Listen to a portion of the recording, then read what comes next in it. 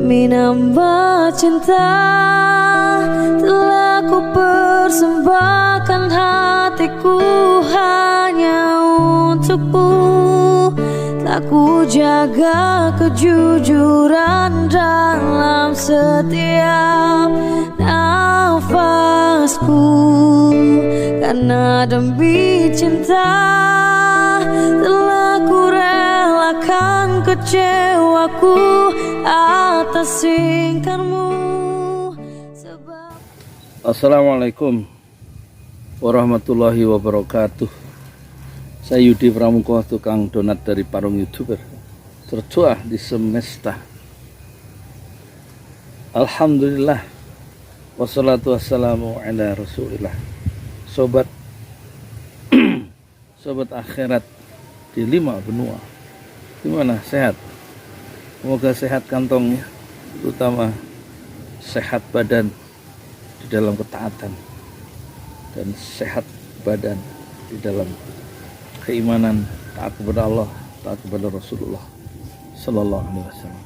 Kalau sakit baru terasa sehat waktu yang dibuang-buang, ya kan?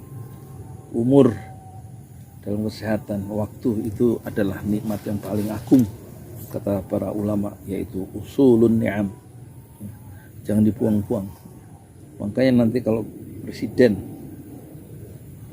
di masa depan adalah Anies Baswedan, insya Allah, dan saya yakin dan saya percaya Allah takdirkan Anies jadi presiden, itu waktu ngadepi masyarakat itu jangan dibuang-buang. Misalnya ngadepi anak-anak, jangan nanyakan saya nggak rela, saya nggak tega, ya.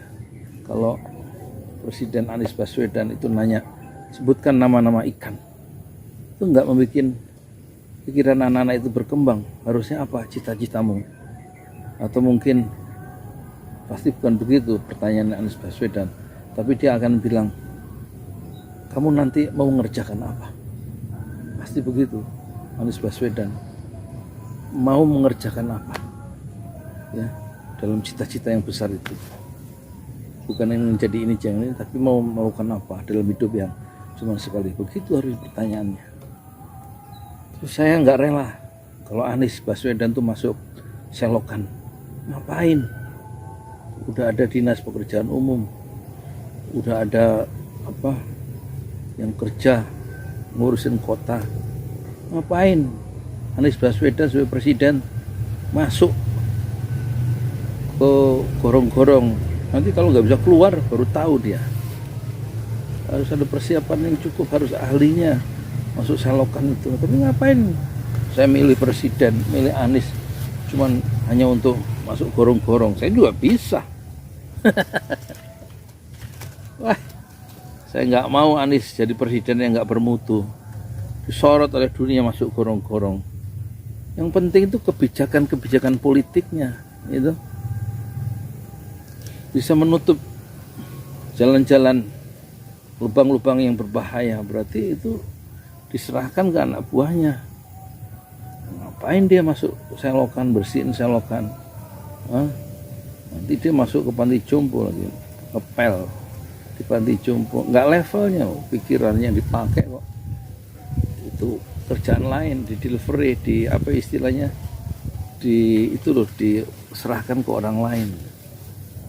Kalau Anies Baswedan ngangkat beras dan kemudian dia pun dipikul sendiri kayak Umar bin Khattab, ya kan, di sekitar istana gitu, cari yang paling susah misalnya gitu. Dan kemudian memerintahkan seluruh gubernur harus dalam waktu sebulan, atau bupati sampai wali kota sampai RT RW harus ngangkut mikul sendiri sebagai bentuk tanggung jawab sebagai pemimpin ke 10 apa misalnya dalam waktu 30 hari kerja atau 25 hari kerja, 15 hari untuk ngangkut sendiri, nganter beras ke warganya sendiri, bukan pengawalnya, pundaknya sendiri yang ngangkut ngasih beras itu. Nanti ditanya itu, Umar waktu ditanya, ya khalifah, ya wahai pemimpin kami, kenapa engkau ngangkut beras sendiri ke rumah penduduk yang enggak punya beras? Sini saya ngangkut, katanya. Apa jawab Umar? Apakah kamu mau memikul dosa saya di akhirat? Begitu, tanggung jawab ya, terhadap rakyatnya yang susah itu harus diselesaikan secara konkret ya. Kebutuhan dasar itu makan, minum gitu, untuk rakyatnya. Jadi terus bukan masuk selokan, masuk ke rumah penduduk bawa beras 15 hari, 15 kali misalnya sebulan atau dalam 25 hari kerja. Iya, sebelum masuk kantor kan bisa, ya kan? Sebelum ada acara kenegaraan, ngangkut sendiri mikul olahraga supaya nanti selamat dari bahaya akhirat. Itulah keadilan ya.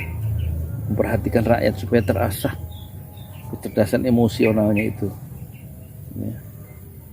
Bisa melakukan apa, bisa merasakan apa, empati, merasakan susahnya jadi orang susah di posisi mereka, bisa nggak? Itu harus involve pemimpin itu. Anies itu harus involve, harus terlibat konkret aja, langsung mikul beras, bukan ngelempar beras dari mobil presiden nanti. Jangan, apalagi nanti Anies, saya nggak tega, saya nggak mau ngelihat presiden saya ngelempar kaos dari mobil kepresidenan yang ditumpangi Anies nanti, terus rakyatnya berebutan sampai jatuh ke aspal karena hanya ngerebutin kaos-kaos itu loh ya. Buat apa presiden ngelempar-ngelempar itu? Malu-maluin itu. Kalau saya punya presiden Anies nanti, kelakuannya ngelempar-ngelempar, apa namanya, sedekah itu jangan dilempar, dengan cara yang baik diantar sendiri ya. Ya kayak Umar bin Khattab itu diantar dia satu karung goni itu ke rumah penduduk ya. Ya nggak apa-apa kalau sekarang masuk kamera, nggak apa-apa, tapi harus merasakan Anies mengangkat sendiri itu 25 liter kek, 50 liter kek gitu, untuk sebulan. Digilir aja. Hari ini kesana kan ada timnya yang bisa memetakan kemiskinan di sekitar Kebon Sirih itu, di sekitar apa, Tanah Abang di belakang Grand Indonesia itu kan banyak, atau di Pasar Baru dekat rel kereta api yang mohon maaf ini saya udah pernah ke sana, banyak yang nggak layak itu. Di depan Istiqlal itu kan kampung gitu. Atau di Tanah Tinggi itu kan nggak jauh dari Istana Merdeka itu. Jadi juga jangan Anies, jangan hanya ngomong di Jakarta itu waktu saya jadi gubernur kita dapatkan yang paling kaya sekaya-kayanya sampai yang semiskin-miskinnya, gedung yang paling tinggi sampai perumahan kumuh yang sangat ekstrim ada di DKI. Tapi sebagai seorang pemimpin yang akan dimintai pertanggungjawaban, itu harus juga bikin tradisi baru tuh, ngangkat karung beras sendiri, yang ngikutin Umar dulu deh. Itu nanti insya Allah merambat ke desa sampai RT yang ngantarkan ke warganya, ya kan? Untuk mengasah kepekaan sebagai pemimpin yang nanti supaya selamat di akhirat itu. Udah itu aja ya, kita titip. Ada orang-orang yang punya pandangan yang aneh juga. Waktu dapat penghargaan di London, dapat penghargaan di Eropa, dapat penghargaan Anies Baswedan, itu katanya Anies itu diperbudak, mentalnya mental yang apa, kalah di depan orang-orang barat, nggak merdeka lah. Orang berprestasi, orang menghargai, kok kita yang nggak menghargai, orang lain menghargai. Jadi cara berpikir yang cepat seperti orang Indonesia itu yang menilai penghargaan yang diberikan dunia kepada Anies itu dilihat sebelah mata, dianggap Anies itu mentalnya mental terjajah. Ini memang cara berpikir yang ya begitulah ya, kita maafkan aja. orang-orang yang berpikir yang tidak luas gitu ya. Ya, kemerdekaan itu bukan hanya menolak ya, tapi kemerdekaan itu kita bisa memerdekakan hati sendiri dari nafsu-nafsu yang rakus, yang tamak, memburu, denting dolar, denting dinar ya, untuk kekayaan sendiri, untuk kekayaan keluarganya, dan untuk kekayaan kelompoknya. Sementara rakyat yang banyak yang nggak punya beras itu hanya memuja pemimpinnya, tapi dia nggak punya apa-apa, dan dia sedih sebenarnya dipimpin oleh presiden seperti Anies di masa depan yang tidak pernah mengangkat karung beras untuk orang-orang yang beli beras masih literan. Saya Yudi Pramuko, tukang donat dari Parung YouTuber, tertuah di semesta fasbir sobron jamilah. Bersabarlah dengan kesabaran yang indah. Saya mau ngomong lagi mumpung pengajian belum mulai itu. Kalau udah pengajian mulai, suara ibu-ibu berisik nanti. Pakai speaker kenceng bener. Nggak salah solawatannya, tapi kalau masuk speaker saya lagi rekaman ada masalah buat saya di sini. Bentar lagi hari Rebu itu biasanya kenceng bener solawatannya. Gantian sholawatan. Ntar kalau udah selesai rekaman baru sholawatan Bu. Sekarang jam 8, pengajian jam 9. Ya apalagi pokoknya saya nggak rela. Anies itu insya Allah udah jadi presiden nanti di tahun 2004 gitu. Jadi itu harus diatur itu. Undang-undang Cipta Kerja harus dirapihin lagi. Itu IKN tuh stop aja, stop. Ngabisin anggaran APBN yang harusnya pos 19% APBN harusnya untuk rakyat, malah untuk membangun gedung. Dan kita katanya nyawa juga di situ karena yang bangun nanti orang asing kata. Lah gimana sih tanah orang Indonesia? Nanti kita katanya nyawa di situ. Gimana sih? Terus yang kereta api cepat itu Jakarta Bandung, sebenarnya bukan Jakarta Bandung. Jakarta Timur pada larang. Alah, cepat. Kalau jangka jauh bolehlah. Yang tadinya misalnya dari sini ke Malang, gimana kabarnya? Kera Ngalam, arek-arek Malang. Biasanya 20 jam, 22 jam pakai kereta cepat. Ya, misalnya jadi 6 jam boleh. Nah, ini cuman ke Bandung aja. Naik dari sini pakai Prima Jasa atau pakai Kurnia Bakti ke Bandung cuma 3 jam. Mau lebih cepat bisa, dari Jakarta Bandung lebih cepat bisa, cuma 60 menit atau cuma 30 menit bisa, tapi sampainya di UGD. Semacam-macam aja. Mana impasnya apa istilahnya itu kalau bahasa ekonominya itu break even point ya.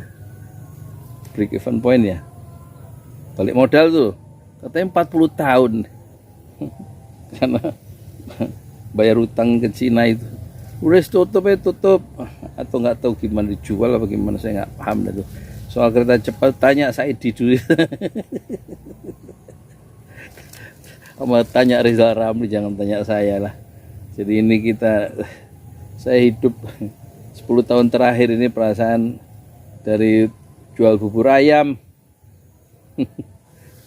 terus tukang cilok, dorong cilok, jualan jualan donat pakai gerobak, jualan kacang hijau, jualan kebab, jualan es jeruk. Lah nasib saya kok nggak meningkat sih di zaman 10 tahun terakhir ini. Siapa sih presidennya? Aduh, sekarang saya jualan itu kemarin nasi Padang, habis modalnya 1,5 juta, bertahan 3 minggu. Ya, nasi Padang paket 12.000, awalnya paket 10.000. Gimana untuk anak-anak muda yang upahnya UMR 4 juta, 5 juta lah. Makan siangnya aja berapa? 25 hari. dia di kantor, berangkat pagi, lah bensinnya, lah makan siangnya, lah kontrakannya 1 juta. Lah dia harus bayar untuk adiknya, ngasih belanja untuk emaknya. Nggak punya duit dia sebenarnya. Masukkan ya suaranya. Jadi doa ya. Sallu alaik. Artinya bersalawatlah kalian kepada Nabi Muhammad. Sallu alaih.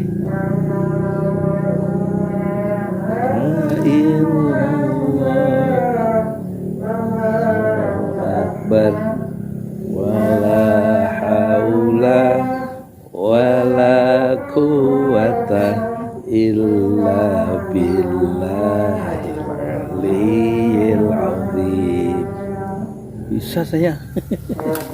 Subhanallah walhamdulillah wala ilaha illallah Allahu akbar wala haula wala quwwata illa billahil aliyyil azim. Assalamualaikum warahmatullahi wabarakatuh. Demi nambah cinta telah ku persembahkan hatiku hanya untukmu. Telah ku jaga kejujuran dalam setiap nafasku. Karena demi cinta telah ku relakan kecewaku atas ingkarmu.